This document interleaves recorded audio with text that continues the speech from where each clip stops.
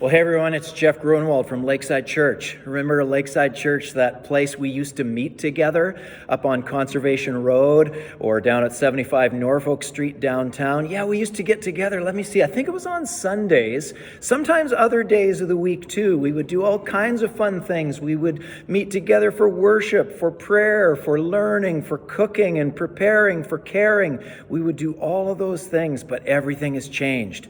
In the last hour, we've gotten the announcement from the Premier of the province of Ontario saying that all non-essential businesses in the province must close for 14 days, effective Tuesday midnight, and I'm totally assuming that that includes Lakeside Church. So stay tuned for more information about how we will meet, how we will stream our services, if we will stream our services. This is an incredible time of care for one another, care for our own health, and care for our world. And as Christians, I just want to remind us of a few things today. Friends, this is a time to reevaluate what it means to meet. We're learning to use technology, yes, but even more than that, we're learning that there are ways that we've never thought of before that we can reach out to. I just did some Zoom training with some of our staff this morning so that we can use Zoom conferencing. There's other conferencing, or some of you may be even saying, I have no idea how to do that, but hang in there and remember there are new and fresh ways to meet during a time like this. The second thing is we're learning how to use the phone again. We're learning how to just pick it up and call someone and say we're thinking of them. We're praying for you. We're trusting the Lord together with you. Is there anything that you need? Remember to use the phone just to pick it up and call people. We're learning to re-look at the question of what it means to truly love your neighbor as yourself. Is there something we can do for our neighbors? We're learning how we shop differently, how we socially distance differently. All of these things are reminding us that there are new ways to think about loving our neighbor as ourselves. We're learning about books. Remember those things? Things that we can read to invest in our journey of being Jesus followers. And that's part of our experience now too, whether you download a book onto your device, you find a book on your bookshelf that you've read before, you read a book to your kids. All of that is again coming new as we just invest in that journey in this time of kind of lockdown that we're in.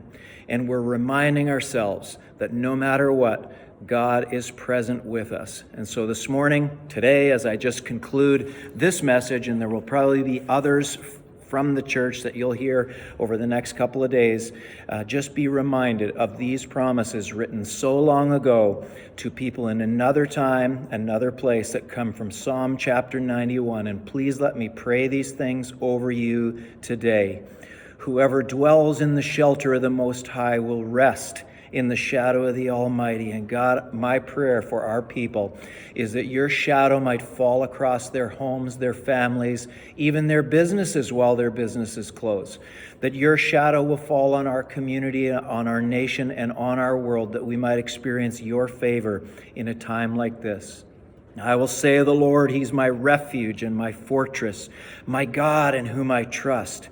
Surely he will save you from the fowler's snare and from the deadly pestilence. Wow, what timely words. And so God, our prayer is that you would protect us, that we would put our trust in you in this incredible time that none of us alive today have ever been through before.